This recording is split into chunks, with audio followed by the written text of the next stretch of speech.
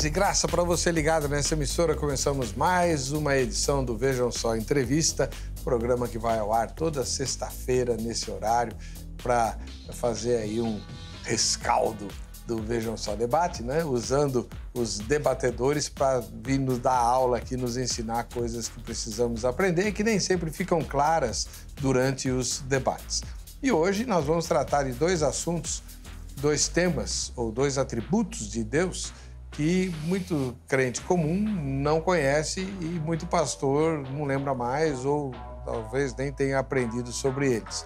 Os termos imanência e transcendência têm a ver com Deus e nós queremos descobrir como esses atributos divinos interferem na nossa vida. Ou, para dizer de forma mais clara, né, mais prática, no que isso nos ajuda ou nos atrapalha. Uma das questões que tem a ver com a imanência e transcendência de Deus é tudo que acontece é determinado por Deus ou existe espaço, por exemplo, para o acaso, né? O professor de plantão, amigo, parceiro e um dos homens que eu mais admiro dentre o povo de Deus será o reverendo professor Ageu Magalhães, da Igreja Presbiteriana do Brasil. Seja muito bem-vindo, reverendo. Saudade do senhor. Obrigado. Fazia tempo, mas é sempre uma alegria estar aqui falando com o senhor e na companhia dos irmãos aqui que nos ajudam. Sempre uma alegria.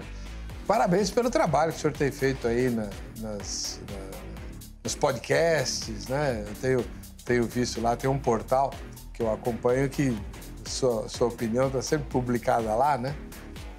Acho que é Portal do Trono, alguma coisa assim. Obrigado. O senhor tem nos representado de forma muito eficiente para a glória de Deus. Graças a Deus.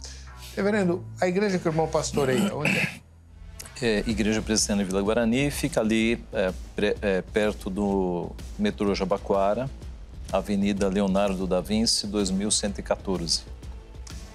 E o horário dos cultos? Culto domingos às 9h30 e às 18 horas.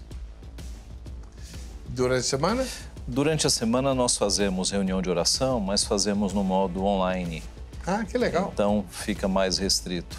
Mas aos domingos, no domingo pela manhã o culto é às 9h30 e na sequência vem a escola dominical às 10h30 e aí o culto às 18 horas. Maravilha. Quem quiser acompanhar e não estiver em São Paulo, nós transmitimos pelo canal do YouTube. Basta digitar no YouTube Igreja Presbiteriana de Vila Guarani que aparece o nosso canal lá. Muito bom. Muito obrigado pela presença do irmão. E antes que eu esqueça de novo, né? Vamos lá, vou começar pela enquete. É uma pesquisa para saber o que é que você pensa a respeito, mesmo sem ter ouvido ainda as explicações e as exposições do reverendo Ageu. Vamos lá, põe a enquete no ar.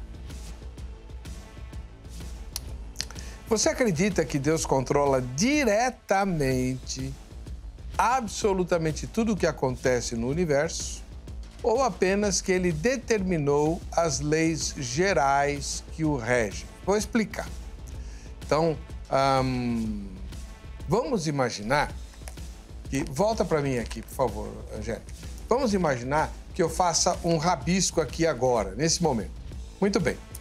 Eu fiz esse rabisco porque Deus, na sua soberania absoluta, determinou que assim eu fizesse, ou ele permite que eu tenha espaço, liberdade, para, se eu quiser, rabiscar aqui. E o que ele criou foram leis que mostram, né, ou que vão controlar o movimento do meu braço, o que vai acontecer, se eu largar a caneta, ela cai no chão, essas coisas. É isso que nós estamos perguntando, tá bom? Volta lá para a enquete. Então, você acredita que Deus controla diretamente, absolutamente tudo o que acontece no universo, ou apenas que ele determinou as leis gerais que o regem? Mais ou menos aquela ideia do relojoeiro, né? Criou o relógio, deu corda e pronto. Vamos lá, as alternativas são: Deus controla tudo, ou as leis por Deus criadas controlam o que acontece. Veja, já vou esclarecer para você. essa enquete tem duas opções. É óbvio que quando Deus quer intervir em alguma coisa, ele o faz, né? Aquilo que a gente chama de milagre, certo? Ou de sobrenatural. Mas no natural, Deus controla tudo ou ele estabeleceu leis que controlam o universo? Isso é mais ou menos, não retrata exatamente o que é imanência e transcendência, mas tem a ver com esses dois conceitos teológicos que a partir de agora, ou daqui a pouquinho, o reverendo Ageu vai explicar. Daqui a pouquinho, por quê? Eu estava esquecendo. Vejam só, entrevista, ele é transmitido, a gravação dele é transmitida em tempo real, durante a gravação, pelo YouTube. Então, se você estiver assistindo essa exibição, essa gravação, você pode participar mandando perguntas para cá. É só fazê-lo pelas nossas redes sociais. A Angélica me avisa e eu ponho a sua pergunta aqui no ar, tá bom? E se você não sabia disso, entre nas nossas redes sociais e aí você pode assistir as gravações, tanto dos debates quanto das entrevistas, e participar ativamente, como se o programa fosse ao vivo. Olha que legal. Reverendo Ageu Cirilo Magalhães Júnior, viciei em falar seu nome completo, né? Seja muito bem-vindo, é um grande privilégio tê-lo aqui. O que são imanência e transcendência? Ok. Transcendência é o aspecto de algo que ultrapassa a natureza física das pessoas. Aplicado para Deus, é o que nós vemos na Bíblia, de que Deus está num alto lugar, de que Deus é altíssimo, santíssimo, de que Deus ele é diferente e distinto das criaturas. Deus é majestoso, ele está num lugar, a princípio, inatingível. Ninguém pode ver a Deus e sobreviver. Então, é esse aspecto que coloca Deus no mais alto e sublime trono, nos altos dos céus, apontando para a sua majestade e para atributos que ele não nos comunicou. A gente vai tratar mais sobre isso. Essa é a transcendência, o aspecto de Deus altíssimo. E a imanência é o aspecto de que ele está conosco, de que ele se aproxima, de que ele se comunica, de que ele preenche todos os céus, preenche toda a sua criação. Então, se a transcendência aponta para algo alto, distante, inalcançável, a imanência aponta para um Deus que se aproximou de nós, que se revelou, que se encarnou, que comanda a nossa vida, essa proximidade. E aí nós temos textos na Bíblia que apontam para ambos separadamente e alguns textos que juntam a transcendência e a imanência de Deus. Então, Deus consegue ser as duas coisas? Sim, o nosso Deus, ele é ambos. Ele é transcendente e imanente. Mas a imanência de Deus é só em Cristo? Não. Veja, se Deus tivesse feito o mundo e tivesse se afastado e não tivesse se comunicado conosco, ele seria apenas transcendente. Mas, a partir do momento que ele começou a se comunicar conosco, e especialmente quando ele nos fez a sua imagem e semelhança, aí ele revelou a sua imanência. Não é um Deus distante, é um Deus de perto e é um Deus de longe, ou invertendo, é um Deus de longe e um Deus de perto, como diz o profeta. Nessa linha, um famoso teólogo do passado, Karl Barth, ele dizia que Deus é o totalmente outro, apontando para a transcendência. A falha nesse pensamento é que quando Deus nos faz a sua imagem e semelhança, ele já não é mais totalmente outro. Nós somos seus filhos.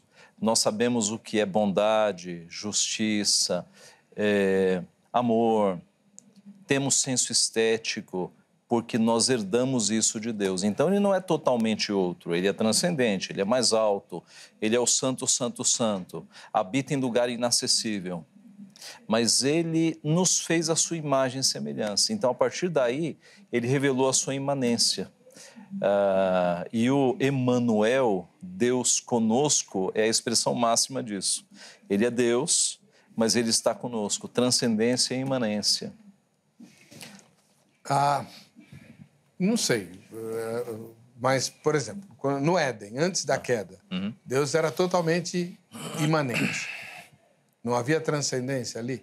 Não, veja, a princípio, quando a Bíblia começa dizendo, no princípio criou Deus céus e terra, ali nós temos a transcendência.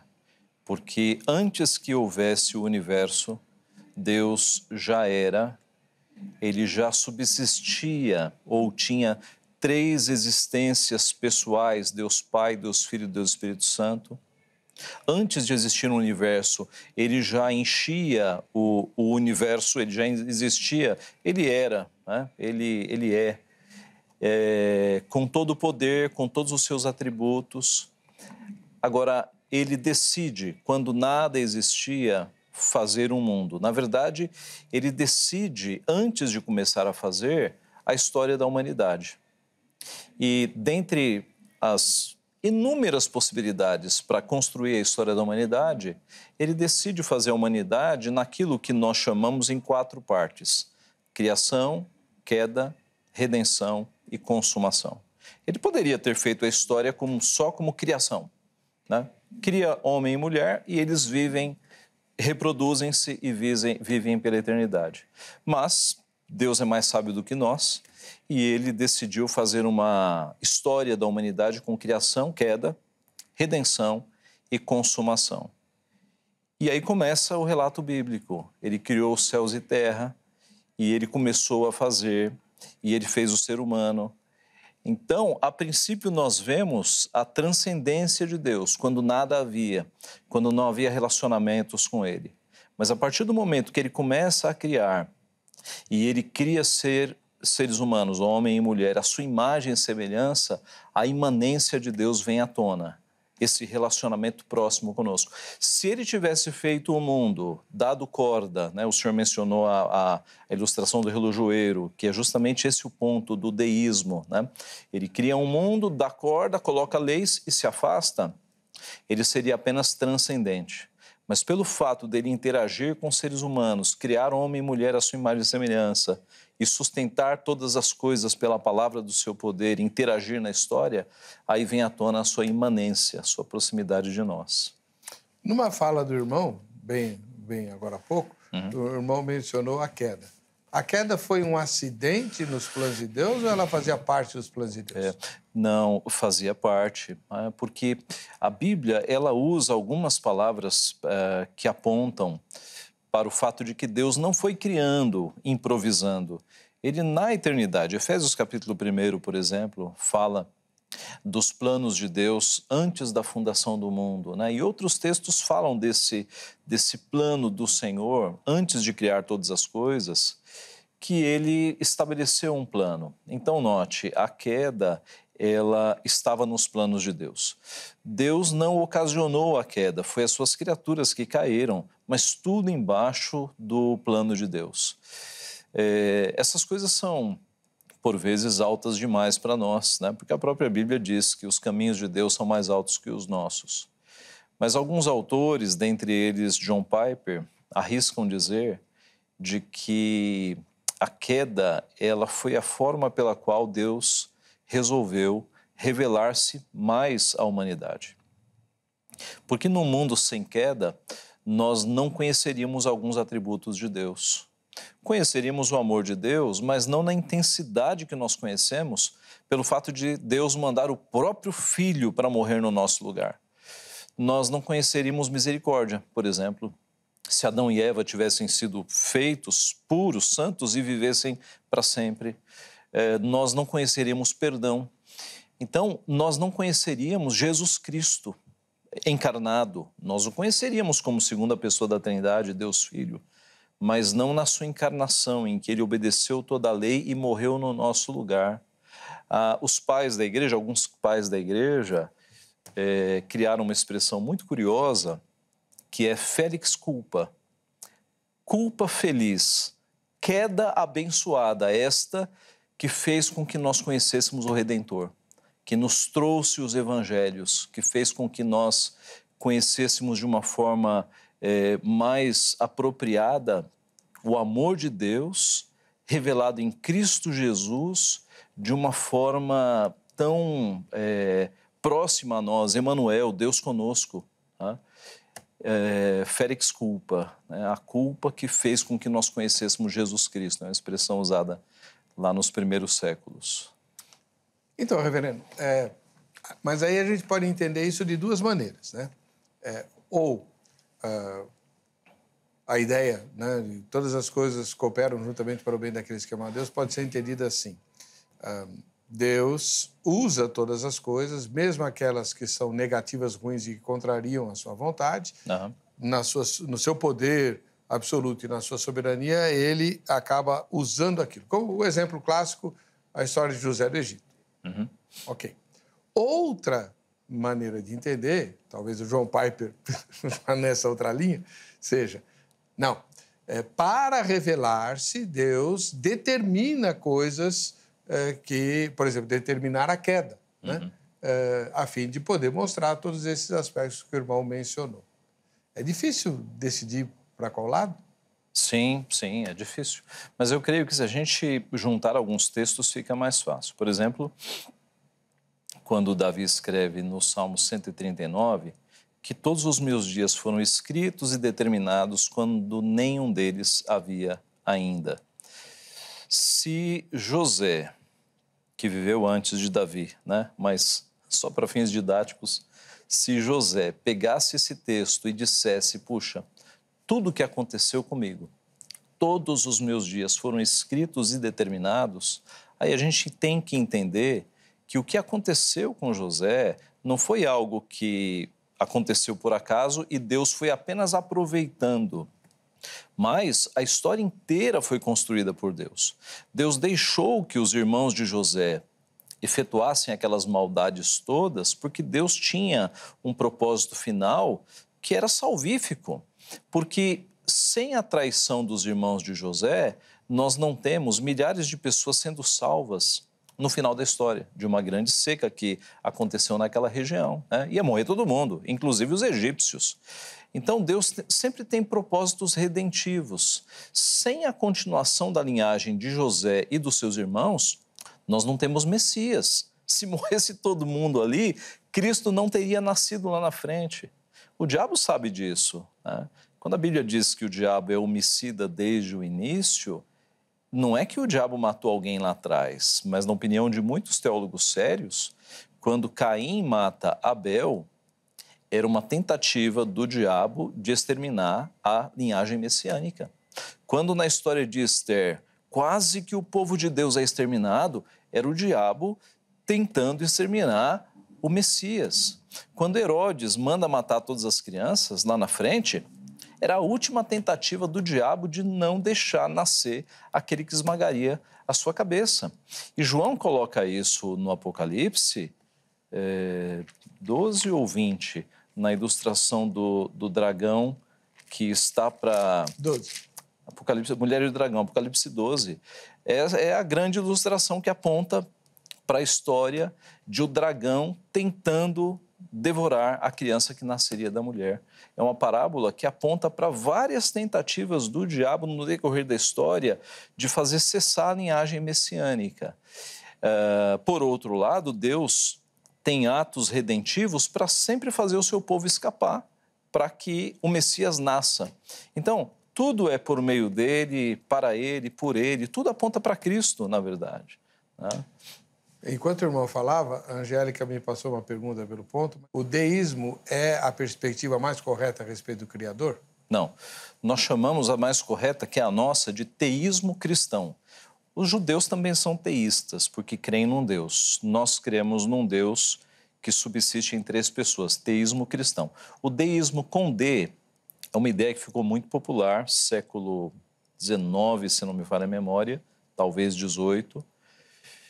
A ideia de que Deus criou o mundo, criou leis, deixou ele funcionando e se afastou. Não é um Deus que se relaciona conosco, é um Deus só transcendente. É uma ideia interessante, porque aqueles que defenderam essa ideia disseram o seguinte: olha, Deus faz as coisas de um modo perfeito. E ele fez uma criação tão perfeita que não precisa de manutenção. Ela funciona sozinha. Credo. É uma ideia lógica, mas errada, porque Hebreus 1:3 diz que Deus governa todas as coisas, sustentando-as pela palavra do seu poder. Então, por mais que pareçam que há leis funcionando, porque Deus faz tudo perfeito, tudo está sendo sustentado pela palavra do seu poder. Ontem eu li uma coisa muito interessante numa rede social, alguém dizendo que a maior ironia é que Deus sustenta o pulsar cardíaco e a respiração até dos ateus, que neste momento estão falando contra Deus, e Deus está lá, sustentando a vida deles para que o fôlego da vida deles não acabe. Então, Deus sustenta todas as coisas. Então, o deísmo, em última análise, é apenas a crença que existe um Deus que criou todas as coisas. É o primeiro motor, lá do Aristóteles. Isso. Mas não existe relacionamento com ele. Não existe. Deus criou, se afastou, e aí a humanidade segue o seu curso. Não é um Deus pessoal, né, como o que nós temos já no Antigo Testamento, porque ele se comunicou, né, com profetas para falar com o seu povo. E o ápice é no Novo Testamento, quando Deus assume a humanidade. E agora, na pessoa do Filho, que outrora era só uma natureza divina, você tem uma pessoa com uma natureza verdadeiramente divina e verdadeiramente humana. Ele assume a natureza humana sem que essa natureza mexa na imutabilidade de Deus, porque a natureza humana não altera a natureza divina, né? Elas estão juntas, unidas, inseparáveis, numa só pessoa, o que é um grande mistério da teologia. O maior de todos. Como é que Cristo era Deus e homem, como é que ele tinha uma mente humana e uma mente divina, como é que ele era onisciente e não era onisciente. Nós temos muitos mistérios na pessoa de Cristo. Agora, uma das coisas que me intriga é, se Deus é espírito, Jesus fala isso para a mulher samaritana em João 4, né? Deus é espírito. Então tá bom. Por que ele criou o mundo material? Sim, e qual é o futuro desse mundo material? Fugindo um pouquinho aí do tema. De fato, essa é uma das grandes perguntas, né? Deus já era perfeito antes de existir o universo. Ele já era relacional, porque as três pessoas da Trindade se relacionam. Há um autor que se chama Arthur Pink, escreveu, dentre outros, Os Atributos de Deus. Deus é soberano, os atributos de Deus, e muitos livros bons. Se você encontrar livros de Arthur Pink, pode ler sem reservas. O Pink, no livro, eu acho que é no Atributos de Deus, ele tem um capítulo que o nome é curioso, A Solidão de Deus. Aí você pensa, como assim? Você já imagina um Deus solitário, né? O título engana. Porque quando você vai ler o capítulo, o Pink mostra que Deus não precisava da criação, Deus não precisava de seres humanos. Ele estava sozinho na sua perfeição, na sua formação de três pessoas, mas tudo indica, para expressar o seu amor e para beneficiar pessoas mostrando o seu amor, ele quis criar a humanidade. Tudo indica. Mas são respostas que nós não temos claramente. Mas como Deus é amor, é uma boa resposta, né? Um Deus relacional que vai criar filhos à sua imagem e semelhança para expressar as grandezas do seu amor. Até aí eu acompanho. De fato, a ideia de um Deus que sempre existiu, que não foi criado, é incompreensível para a nossa mente cartesiana, onde tudo tem um começo. Pode até não ter fim, mas começo tem que ter. De onde ele veio? Não veio em lugar nenhum, ele sempre existiu. Né? Existiu aonde? Não, era só ele, porque ele não tinha nada. Então, essa solidão de Deus é um título perfeito. Agora, o meu questionamento é, mas se Deus é espírito, criou o mundo espiritual, tem os anjos e tudo, por que o mundo material? E, na sua concepção, reverendo, o mundo material vai desaparecer na eternidade?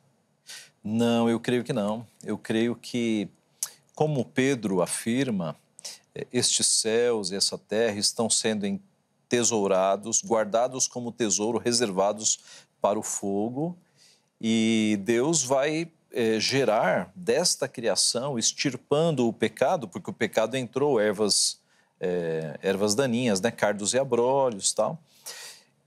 Deus vai purificar e vai restaurar este mundo. E esse será esse mundo. Note, uma vez que Deus assumiu natureza humana e agora Cristo é homem e é Deus, e a Bíblia não dá nenhuma pista de que Deus deixará de ser homem. Ele continua sendo homem e Deus, então isso mostra que haverá físico, porque não significa que Cristo é um homem espiritual, seria um contrassenso, né? Paulo, escrevendo aos 1 Coríntios, capítulo 15, ele fala da transformação do nosso corpo, mas em nenhum momento ele diz que nós deixaremos de ser carne. Ele explica, mas não explica. É enigmático ali, de fato, né? A analogia de Paulo ali é a das árvores. Então, quando você planta sementes de laranja no chão, você não sabe qual vai ser o tamanho dos galhos, quantas folhas, qual vai ser o formato dos galhos, mas uma coisa você sabe, vai ser um pé de laranjeira. E aí Paulo segue nessa linha mostrando elementos de continuidade. Então nós não seremos cachorros, nós teremos um corpo físico aperfeiçoado. Onde era humilhação, vira glória. Onde havia imperfeição, agora você tem perfeição. Então, não precisaremos de óculos, não seremos carecas, não teremos nenhum defeito físico, né? Seremos ali seres humanos na perfeição. E note, Cristo é o primogênito dos mortos. Cristo é o primeiro homem que está nos céus. Os outros que morreram, eles foram transformados e estão lá apenas em espírito. Cristo é o primeiro homem. Então, tudo indica que a eternidade nós teremos materialidade também. Aí justifica a criação no mundo material. Sim, né? eu creio assim. Davi Ferreira, ele mora em Realengo, no Rio de Janeiro. Gostaria de perguntar onde fica a liberdade do homem com o controle total de Deus. Imagina que o senhor nos antecipou essa pergunta, né? Então, o assunto, então, liberdade do homem, é a questão do livre-arbítrio, que é tão popularizada, né, no meio evangélico, até em filmes de Hollywood, Deus respeita o livre-arbítrio. Olha, o livre-arbítrio, nossos pais, Adão e Eva, tinham, mas depois do pecado, eles perderam e nós já nascemos sem livre-arbítrio. O que é livre-arbítrio? Vamos simplificar. Arbítrio é vontade, A nossa vontade é livre? Essa é a grande pergunta. Eu consigo parar de pecar? Eu consigo tomar decisões na minha vida que eu garanto que eu não vou voltar atrás? Ou mais profundo, eu consigo tomar decisões totalmente santas, sem pecado? Não. Por quê? Porque há uma força em mim que me puxa para o pecado. Até nos momentos mais, digamos, consagrados da minha vida, num culto louvando a Deus, quantas vezes meu pensamento não foge para coisas que não têm nada a ver com Deus? Então, a nossa vontade não é livre, porque opera nela um pecado. Paulo fala sobre isso. O bem que eu quero, não faço. O mal que eu não quero, esse eu faço. Miserável homem que sou. Quem me livrará deste corpo de morte? Graças a Deus por meio de Jesus Cristo. Então, é um engano nós acharmos que nós temos uma vontade que é livre.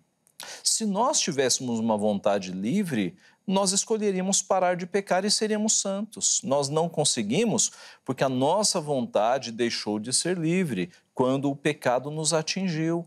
Lutero tratou sobre isso, escrevendo o escravo-arbítrio. O escravo-arbítrio, ele não é mais livre. Então, o que será de nós? Aí entra Jesus Cristo. Jesus Cristo veio para nos resgatar da maldição do pecado. Então, em Cristo, um dia, nós seremos totalmente santificados na ressurreição. Quando morrermos, nós já entramos com o Espírito santificado, né? Sem pecado. E a partir dali, nós teremos novamente uma vontade livre. Nós não teremos mais uma vontade pecaminosa, mas como é um estágio acima do que viveu Adão e Eva, né? Um estágio superior, Agostinho diria, não posso pecar, né? Adão e Eva podiam pecar.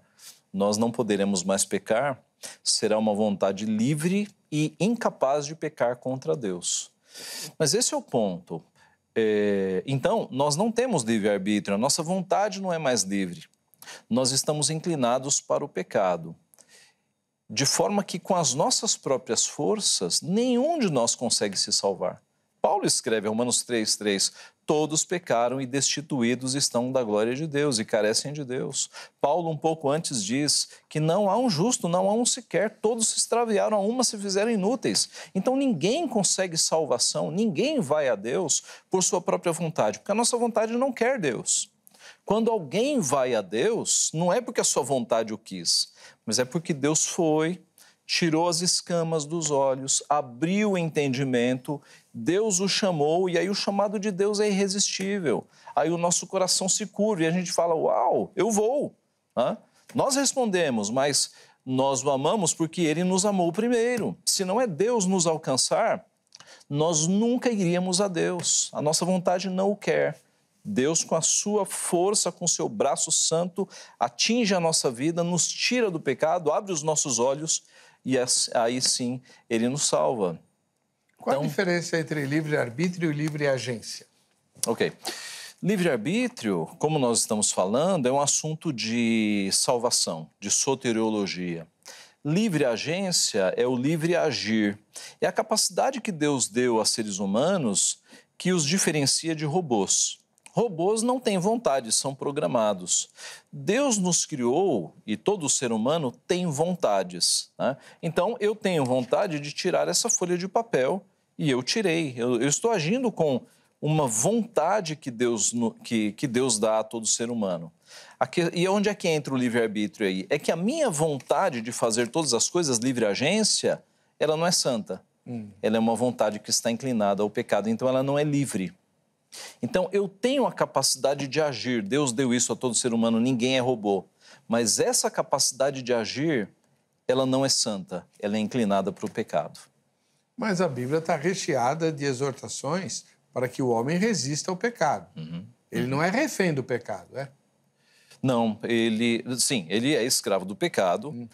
E Deus, na Bíblia inteira, ele passa a sua vontade, que nós chamamos de prescritiva, de preceitos, dando ordens para que nós o obedeçamos. Porque Deus, tendo nos criado com vontade, ele nos deu responsabilidade, né? Então, o contraponto de Deus ter nos criado com livre agência, de tomar decisões, é que ele exige responsabilidade. E aí o homem é responsável pelos seus atos. E aí nós chegamos num ponto da teologia que nós chamamos de águas profundas, porque é um mistério nós conciliarmos a soberania de Deus. Deus decretou todas as coisas, todos os nossos atos, todos os nossos passos. A Bíblia diz que não cai um pardal se não for do seu consentimento. Um Deus soberano, com um Deus que exige responsabilidade de nós. E é aqui que a teologia fica complicada, e é aqui que se dividem arminianos, pelagianos, semi-pelagianos, calvinistas. Aqui fica complicado. Perguntaram para Charles Sproul, pregador batista, como é que ele conciliava a soberania de Deus e a responsabilidade humana. E ele disse, eu não concilio amigas, elas nunca brigaram. De uma forma que nós não entendemos, essas duas leis operam juntas. Na nossa cabeça cartesiana é um ou outro, na cabeça de Deus não. Ele é soberano em todas as coisas e ele exige responsabilidade do ser humano. As pessoas vão para o inferno por quê? Por dois motivos, porque escolheram não querer a Deus e porque Deus no início não colocou o nome delas. Isso dá um nó na nossa cabeça. E se deu um nó na tua cabeça é porque você está chegando perto da verdade. E é normal, é um Deus incompreensível. É impossível uma mente finita como a nossa abarcar e englobar os planos infinitos de Deus. Mas esse é o ponto, são duas leis que são como duas linhas paralelas, elas não se anulam, elas caminham juntas. Note, o mesmo homem que escreveu que Deus nos elegeu antes da fundação do mundo, em Efésios, que é Paulo, ele escreveu: ai de mim se eu não pregar o evangelho. O mesmo homem. Por quê? Se Deus elegeu todos os homens para serem salvos, por que eu tenho que pregar o evangelho? Porque Deus mandou, porque Deus conta com a nossa soberania, porque Deus, ele conta com a nossa obediência. E nós seremos galardoados, a Bíblia fala em galardão, né? Depois, nos últimos tempos, depois do juízo final, do tribunal final. Então, as duas coisas operam, a soberania de Deus e a responsabilidade humana, de uma forma que nós não entendemos. Tem um vídeo na internet em que estão conversando o reverendo Augusto Nicodemos, Heber Júnior e Leandro Lima. Se você digitar no YouTube o problema do mal, Augusto, Heber e Leandro, você encontra. Em que o reverendo Augusto faz exatamente a pergunta que o senhor me fez aqui. E o reverendo Heber Júnior, ele dá uma resposta muito sábia. Ele diz o seguinte: existem outros mistérios na Bíblia que nós não debatemos. Por exemplo, a Trindade. Deus é Pai, Filho e Espírito Santo. Nós aceitamos isso mesmo sem compreender. As duas naturezas de Cristo, é uma pessoa com duas naturezas. A gente aceita. Agora, dizer que eu não tenho livre-arbítrio, não, aí invadiu a minha autonomia. E aí vamos para a internet brigar, arminianos contra calvinistas, porque aí é demais. Como assim? Eu não sou o capitão do meu destino. Como assim Deus não me dá escolha? Como assim Deus já escreveu a minha história? Aí você mexe no ego. Nós queremos ser o Deus da nossa vida. Os outros mistérios a gente aceita bem. Agora, mexeu comigo, mexeu com a minha vontade, aí eu não aceito. Mas, como diria Lutero, deixe Deus ser Deus. Se Deus escolheu salvar pessoas e não salvar pessoas, quem somos nós? Nós deveríamos louvar a Deus porque estamos salvos, no grupo dos salvos. A tentação que a gente tem, muito severa, é de julgar a Deus. O livro de Jó, em parte, foi escrito para isso. Porque quando Deus se apresenta a Jó, lá pelo capítulo 38, 37, não lembro direito, o que Deus propõe a Jó vamos lá, Jó, você tem me julgado, você é capaz de fazer o que eu faço para que você tenha estatura suficiente para me julgar, para dizer se sou bom ou não? Essa tentação de julgar a Deus é que precisa ser resistida com uma coisa que o senhor acabou de mostrar que a gente não tem por causa do pecado. Orgulho. Né? Por causa do orgulho, a gente não se dobra, mas nós somos meras criaturas. Como Paulo diz em Romanos 9, vasos que não podem discutir com o oleiro. O oleiro é um, o vaso é... Bem, mas tem aqui... O Giovanni, ele é teísta, deísta. Tá. Ele diz assim, o Deus calvinista é um monstro, o Deus arminiano é um Deus fraco. Agora, o deísmo, qual a proposta? É a evolução do homem pelo homem, é isso? O aperfeiçoamento contínuo? O que o deísmo propõe? Qual a esperança que o deísmo traz? O deísmo, ele aceita a ideia de que Deus não criou o mundo, mas Deus supervisionou a evolução. Né? Inclusive, você tem o evolucionismo teísta, que é uma tentativa de casar criacionismo, Gênesis 1, criação, com evolucionismo, né? Que é uma proposta não aceita nem por evolucionistas, porque colocaram Deus no meio, e o evolucionista raiz não crê em Deus. Né? É ateu, né? Porque é um processo não guiado, não pessoal, a sobrevivência do mais forte, não há nenhuma supervisão no processo, eles não creem em Deus. E o criacionista não crê em evolucionismo. Né? Então, essa tentativa de juntar as duas coisas, ela não atende nenhum dos lados. Mas o evolucionista teísta, ele tenta fazer esse casamento. E o deísmo vai na mesma linha. Deus criou o mundo, criou leis, inclusive o evolucionismo, e se afastou. e aí tudo segue o curso dessas leis. Agora, eu diria para esse irmão que, ao invés de rotular outros irmãos, você deveria ler Hebreus capítulo 1, que diz exatamente isso, no verso 3, ele que é o resplendor da glória, a expressão exata do seu ser, sustentando todas as coisas pela palavra do seu poder. Então, é um Deus que não se afastou, ele está sustentando todas as coisas pela palavra do seu poder. O Salmo 139 mostra um Deus tão próximo que ele conhece o nosso ser antes dele ser criado. Ali no poema, Davi diz, os teus olhos me viram, a substância ainda informe. O meu ser foi como que entretecido, como nas profundezas da terra. Então, é um Deus próximo. Né? Isso é imanência. Isso é imanência total. O Davi pede permissão para fazer outra pergunta, lá, o irmão de Realengo, no Rio de Janeiro. Ok. Baseado no tema, como explicar de forma simples a transcendência para um cristão que abraçou a teologia liberal? Eu não sei se é transcendência ou imanência que é o problema para o crente, para o cristão liberal. Eu acho que é mais a imanência. Depende aí do tipo de liberalismo, né? Por exemplo, teologia da libertação não dá importância para a transcendência e dá importância para a imanência, porque é um Deus que está junto com o oprimido, é o Deus que está ali simpático aos nossos sofrimentos. É muito mais imanência do que transcendência. Né? Então, depende da linha de liberalismo. Agora, veja, eu não diria que o indivíduo que foi para o liberalismo, ele precise de uma explicação simples, né? Porque geralmente quem vai para o liberalismo é que já encheu a cabeça com tanta coisa errada. Mas vamos aproveitar a pergunta dizendo assim, como explicar transcendência e imanência para um cristão simples? A oração do Pai Nosso. Pai Nosso é próximo, que está nos céus, é altíssimo. Pai Nosso que está nos céus. Nessa frase você tem imanência, Pai Nosso, somos seus filhos, imagem e semelhança, Ele é nosso, Ele está próximo, que está nos céus, Ele é o Altíssimo. Ele não é o camarada, o amigão, Ele está nos céus.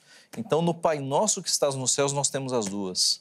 No Emanuel, Deus conosco, nós temos as duas. Nós temos o Deus que está nos céus, no alto dos céus, mas Ele está conosco. Então, essa é uma forma, né, simples da gente entender o conceito.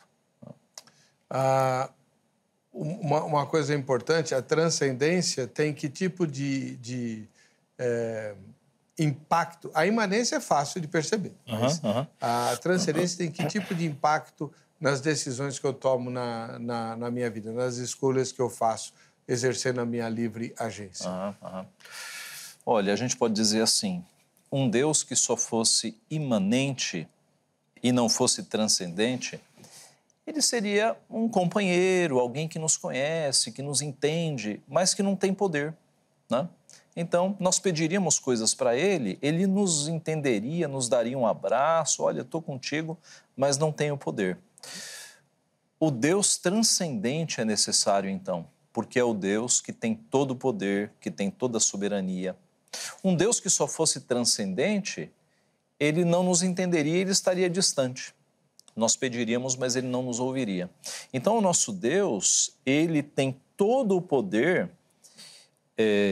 para nos ouvir, para ouvir as nossas orações, e ele conhece os nossos sofrimentos, né? O autor de Hebreus diz que nós não temos sacerdote que não possa se compadecer das nossas fraquezas, porque ele foi tentado ou provado em todas elas. Então, essa é uma implicação. Note, se Cristo subisse à cruz apenas como homem, ele morreria e não venceria a morte. Mas ele sobe como Deus homem. Então, ele morre assumindo o nosso lugar, mas ele vence a morte porque ele é Deus. Então, essa é uma implicação prática. O Deus transcendente é aquele que pode nos salvar. É aquele que é onipotente, que é onisciente, que é onipresente. Ele tem todo o poder.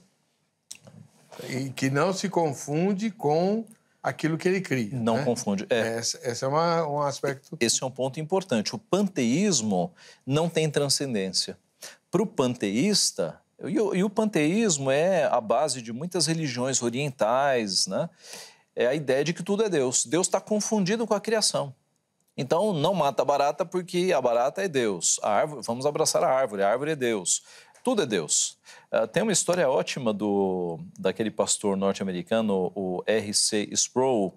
Foi um pastor presbiteriano, né? Eu conheci pessoalmente. Oh, que privilégio. Foi. Tirei foto, pera que roubaram minha máquina. Era de filme ainda, né? Que privilégio. Ele, assim, eu nunca estive com ele, mas ele é uma simpatia pelos vídeos, né? Muito legal.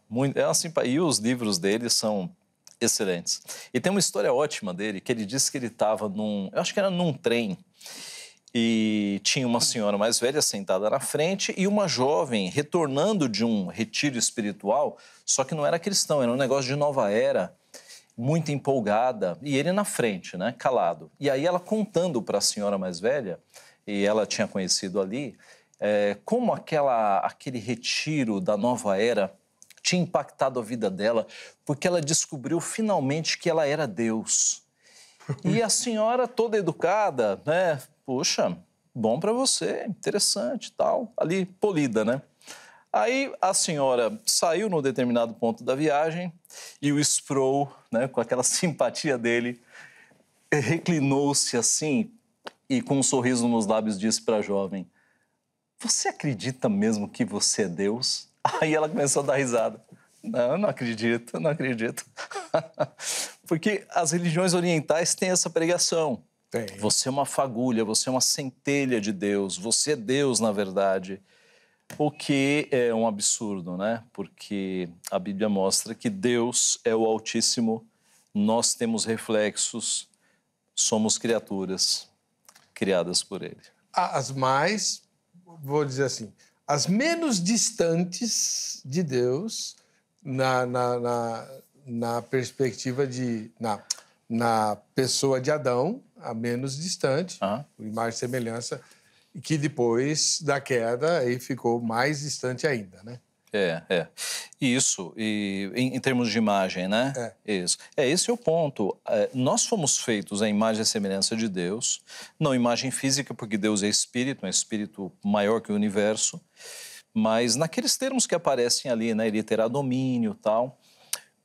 O pecado, ele não acabou com a imagem e semelhança, ele quebrou o espelho. Então, digamos que antes do pecado, nós éramos como que um espelho perfeito, refletimos de fato. A queda quebrou esse espelho, mas os cacos não caíram no chão, os cacos estão ao lado.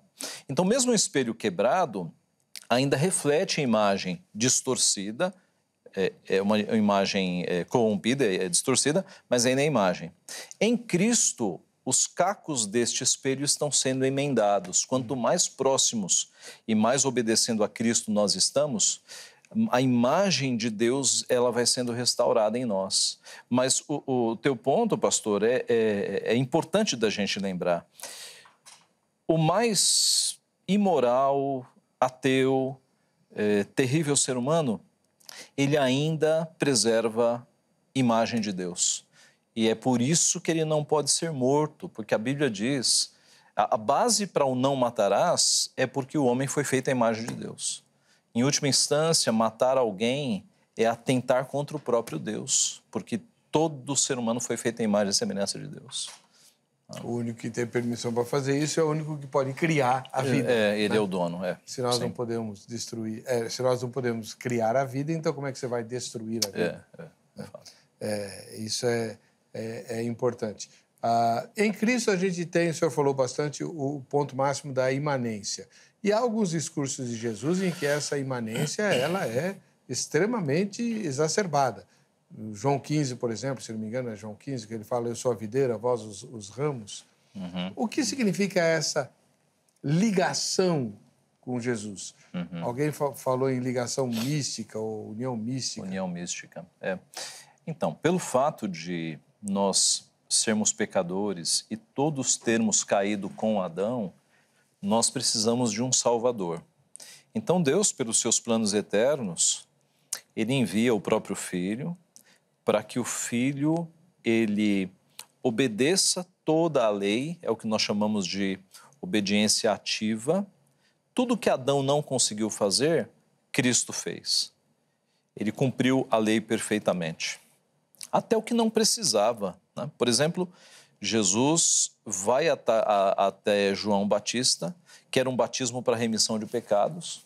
E quando Jesus chega, João Batista não entende nada e ele fala, é necessário para que eu cumpra a lei. Até o que não precisava, Jesus fez o máximo. O que um judeu piedoso faria, ele fez tudo, cumpriu a lei no nosso lugar. E a maldição que veio a partir de Adão e Eva para toda a humanidade, Cristo desfaz na cruz, quando ele paga o preço do pecado. A nossa dívida contra a justiça de Deus foi encravada na cruz. Isso nos mostra de que nós só podemos ter salvação em Cristo. Nós temos que estar nele. Nós temos que estar de fato, galhos da videira. Sem ele, nós não temos nada. Só nele nós temos salvação. Veja, então, não é por meio de Buda que nós somos salvos, não é por meio de Maomé, não é por meio de Maria, de ninguém. Quem não está em Cristo não tem salvação. Só há salvação se estivermos em Cristo, porque ele foi o único que cumpriu a lei perfeita de Deus, corrigindo o que Adão não conseguiu fazer, e o único que subiu na cruz no nosso lugar para morrer nos nossos pecados. Então, é por isso que a Bíblia, no Novo Testamento, dá tanta ênfase nele. Nós estamos nele, nós somos abençoados nele, as bênçãos espirituais vêm por meio dele. É tudo por meio de Cristo. Sem Cristo nós não somos nada. Sem Cristo nós não teríamos salvação, bênção, nada disso. Tudo passa por meio de Cristo. Isso é muito importante porque, assim, grande parte das pessoas que creem em Deus, mesmo pela perspectiva deísta, né, um Deus mais distante, usam Jesus, e até quem não pensa no Deus cristão usa Jesus como exemplo, né? Exemplo de liderança, exemplo de bondade, exemplo de humanidade, o amor, aquela velha história, né? Jesus amou até o fim, e é o exemplo máximo do amor e tal. Porém, o que o Deus da Bíblia apresenta é aquilo que a Gabriela Gil acabou de dizer. O Cristo não é apenas um mestre, não é apenas um exemplo a ser seguido, não é uma referência. Cristo é o Salvador. Ou você se vincula pela fé a Cristo, assumindo que ele pagou os seus pecados, e não os do mundo, né? Os seus pecados. Isso a Bíblia chama de arrependimento. Eu merecia a condenação eterna, mas Jesus pagou pelas minhas culpas. A menos que isso aconteça, você não tem Jesus como Salvador. Você tem apenas como... Você é um admirador, mas não um filho de Deus. Perfeito, perfeito. Nós temos que olhar para Cristo, em primeiro lugar, como um Salvador. Estamos em maus lençóis. Sem Deus, ninguém...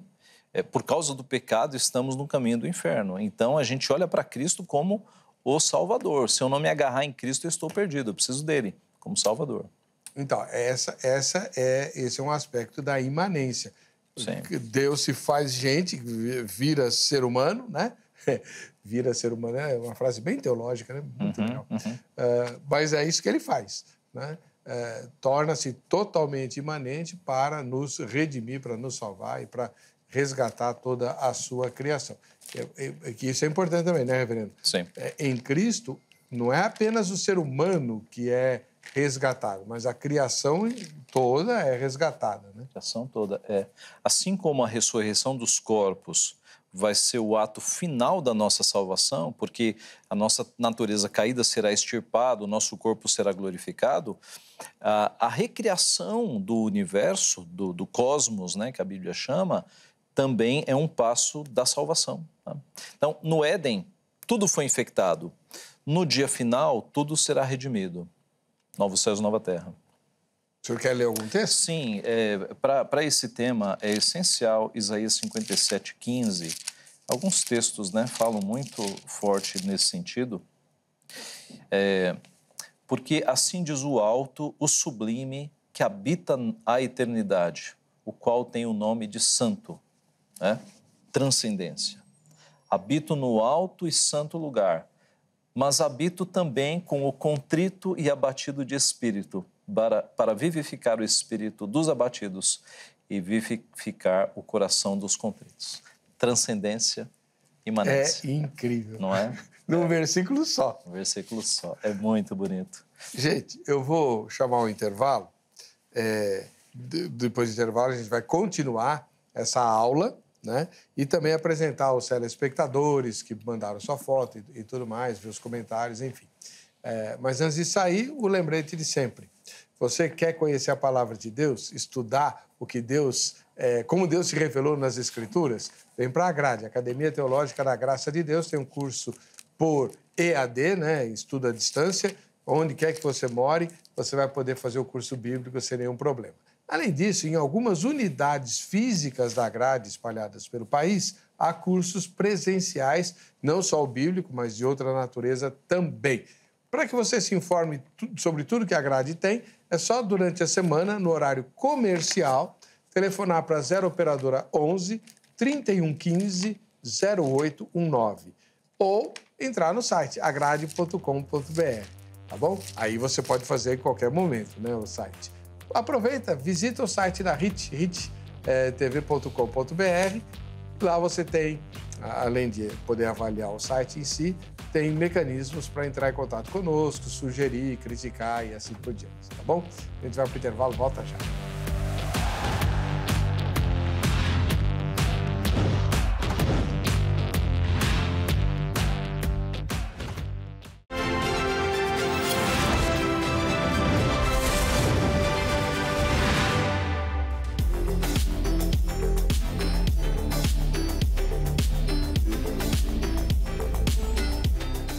A gente queria muito que você fosse mais imanente em relação ao Vejam Só entrevista, tá? O que eu estou querendo dizer? Pega um celular agora, tira uma fotografia sua assistindo ao programa e manda para nós pelas redes sociais, Facebook ou pelo Instagram, e aí a gente vai poder te conhecer. Só diz o seu nome, onde você mora, cidade e estado, né? E a gente vai apresentar aqui. E, além disso, você concorre aos sorteios que a gente faz aqui dos nossos brindes, né? O brinde do momento é a nossa caneca do Vejam Só, né? Para quem manda a foto e é sorteado, tá bom? Por exemplo, lá em Cachoeirinha, no Rio Grande do Sul, terra linda, né? O Tarsis Bianchi está assistindo ao programa. O Tarsis é nosso telespectador lá. Valeu, Tarsis. Um grande abraço para você. Pega um espeto corrido aí no meu nome, tá bom? Em Rio das Ostras, no Rio de Janeiro, Cláudia Mateus é nossa telespectadora. Olha aí. Faz igual a Cláudia e o Tarsis, né? Bate a foto durante a exibição do programa. Valeu, Cláudia. Em Itaquera, aqui na Zona Leste de São Paulo, pastor Victor Guedes é nosso telespectador. Ô, pastorzão, seja muito bem-vindo. Deus abençoe grandemente. E, quando puder, né, entre em contato pelo Facebook e agenda aí para vir assistir ao Vejam Só ao vivo aqui, né, no estúdio. O Mário publicou o seguinte comentário. Eu acredito que ele criou as leis que regem as coisas e quem tem o controle, mas é tudo automático, né? Então, ele é um deísta. Mais ou menos isso. Não, eu vejo que há crentes sinceros que acham que Deus fez leis, mas esse é um argumento mais próprio do deísmo mesmo, né? A Bíblia diz que Deus, ele sustenta todas as coisas. Deus sustenta com uma perfeição tão grande que parece que são leis que estão funcionando, mas é Ele sustentando as coisas, né? Nós estamos aqui respirando e o coração está batendo porque há uma força de Deus preservando a nossa vida. Não são leis para cada um dos habitantes que Deus vai lá e revoga uma lei, não. É o poder dele, que é imenso, que sustenta a sua criação. É uma presença total, ele preenche todos os céus, toda a terra, e ele controla não apenas seres humanos, mas, como a Bíblia diz, não cai um pardal se não for do consentimento dele. É um controle imenso. Então, não existe o acaso? De forma nenhuma, né? De forma nenhuma. O acaso seria uma situação em que não houvesse um governador, alguém governando. Todas as coisas, Romanos, o senhor citou, né, Romanos 8, 28, todas as coisas cooperam, colaboram, trabalham juntos. Todas as coisas cooperam para o bem daqueles que amam a Deus. O desemprego, a morte, a alegria, a tristeza, todas as coisas cooperam. A história de Davi, na história de Davi também, com certeza, mas José e os seus amigos é um exemplo máximo que nós temos de situações difíceis, e lá no final você entende que Deus estava comandando todas as coisas. É a doutrina da providência de Deus, né? É o chamado concursos divino. Deus faz com que todas as coisas, os atos, até os atos maus dos seres humanos, colaborem para o seu final. Tem uma história muito bonita, uma história verídica, que a dona Eleni Vassão conta. Dona Eleni Vassão, né, para quem não conhece, ela trabalha na capelania de muitos e grandes hospitais. A capelã mais conhecida do país, né? É, uma mulher de Deus, piedosa. E uma vez ela contou para nós lá no seminário uma história muito impressionante. Ela tem sido chamada para falar em congressos de médicos, especialmente congressos que tratam dos chamados cuidados no final da vida. Paliativos. Paliativos, né? Quando a pessoa já não tem mais cura pela medicina, né? E aí ela se pegou nessa situação. O que eu vou falar para médicos, com conhecimento dos médicos, muitos deles ateus? E ela teve acesso a uma literatura que tratava de como a fé ela é um elemento que faz com que pacientes se recuperem mais rápido, inclusive. Ela teve acesso a um autor que tinha todas essas pesquisas. E aí ela foi pesquisar a vida deste autor e ela nos trouxe a história. Ele é um médico lá nos Estados Unidos, estava na sua casa e recebeu a ligação de um médico colega dizendo: colega, eu estou para sair de viagem, mas eu me enrolei aqui, eu preciso sair de viagem, você poderia visitar uma paciente minha para ver como é que ela está? E ele foi até o hospital. Chegando no hospital, pediu o prontuário e começou a ler a ficha, o histórico daquela paciente. Aquela paciente era uma mulher que tinha perdido o único filho num acidente automobilístico, um filho de 18 anos. Passados 6 meses, o marido teve um câncer fulminante, morreu. No enterro do marido, que tinha acontecido há pouco, por causa do degelo, ele escorregou no enterro do marido, quebrou o fêmur e foi para o hospital. Houve complicações na cirurgia e no pós-cirurgia e ela pegou uma infecção hospitalar. E aí o médico, lendo esse histórico, ele já foi imaginando o ânimo que ele encontraria essa mulher. Ele pensou, essa mulher deve estar numa depressão, perdeu o filho, perdeu o marido, fêmur quebrado, infecção hospitalar. Quando ele chegou no quarto, ela estava na cama, lendo a Bíblia, e ele chegou, ficou olhando para ela, ela abriu um sorriso e falou: posso ajudá-lo, doutor? Com um sorriso nos lábios. Aquilo, ele ateu, convicto, deu um parafuso na cabeça dele, ele foi para a sala de descanso dos médicos, achou um Novo Testamento e devorou. Deus o converteu. E aí, ele começou como ele era professor de faculdade, ele começou a abrir uma linha de pesquisa para investigar os efeitos na fé na recuperação de pacientes. E ele fez pesquisas que foram muito boas para mostrar que há, de fato, uma recuperação mais fácil quando o paciente tem fé. Muito bem, esses livros foram publicados, traduzidos para o português, e eram esses livros que estavam agora municiando a dona Eleni Vassão para falar com médicos. Pois bem, como Deus faz as coisas? Aquela mulher que perdeu o seu filho, o seu único filho, que perdeu o seu marido, ela não imaginava que a história da vida dela estava sendo entrelaçada para abençoar pessoas no Brasil e médicos se convertendo no Brasil por causa do que Deus fez na vida dela. Então, veja, os decretos de Deus são simultâneos e eternos, né? Mas se nós colocássemos uma câmera lenta no decreto de Deus, nós poderíamos imaginar o seguinte: Deus vai salvar médicos no Brasil por meio da pregação desta serva Helenivação. Como é que eu vou ajudar essa minha filha? Eu vou fazer com que um médico se converta nos Estados Unidos, um acadêmico, para começar a produzir literatura. E como é que eu vou fazer que esse acadêmico se converta? Eu vou pegar uma filha minha, eu vou permitir que isso aconteça na vida dela e eu vou enchê-la de graça para que ela mostre para as pessoas como é possível passar por situações assim e ainda sorrir e ainda ter graça. E é a partir daí que eu vou converter esse homem que vai abençoar pessoas no Brasil e médicos serão salvos.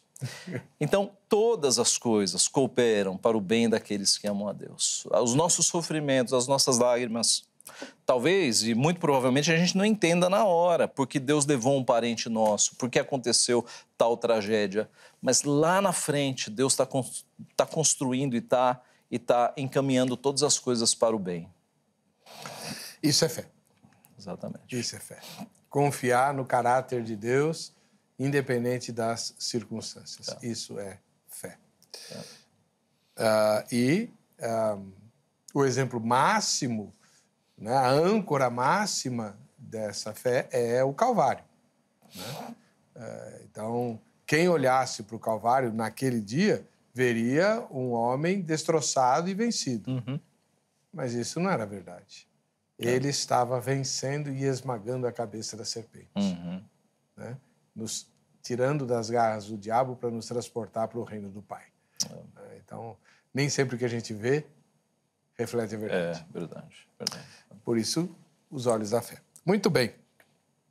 Eu quero agradecer ao reverendo Ageu Magalhães, da Igreja Presbiteriana do Brasil, professor de teologia, ex-diretor do seminário José Manuel da Conceição, né, o JMC, e pela aula que nos deu e esperar que muito breve o irmão volte para... Será uma alegria. Nos ajudar. Posso ler um texto final? Lógico, só para terminar? Claro. Que mostra transcendência e imanência. Salmo 113. Excelso é o Senhor, acima de todas as nações, a sua glória acima dos céus. Quem há semelhante ao Senhor nosso Deus, cujo trono está nas alturas, que se inclina para ver o que se passa no céu e sobre a terra, ele ergue do pó o desvalido e do monturo o necessitado, para o assentar ao lado dos príncipes. Sim, com os príncipes do seu povo. Faz que a mulher estéril viva em família e seja alegre mãe de filhos. Aleluia. Esse texto é... precioso, né? É impressionante. Se você estiver no monturo... Qual é o texto? Salmo 113. Salmo 113. Vamos lá. Diz que eu estourei o tempo. Vamos ver o resultado da nossa enquete?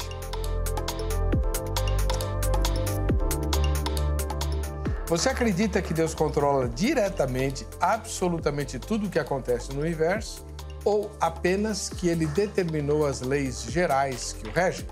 Vamos lá. Primeira alternativa, Deus controla tudo 70%. Os outros 30% creem nas leis que Deus criou e que controlam o que acontece. Aí, né? Para você que fica com a gente, que fica com essa emissora, a paz e a graça de Jesus, querendo o Senhor, na próxima sexta-feira, nesse horário, estaremos juntos para mais um Vejam Só Entrevista. Até lá.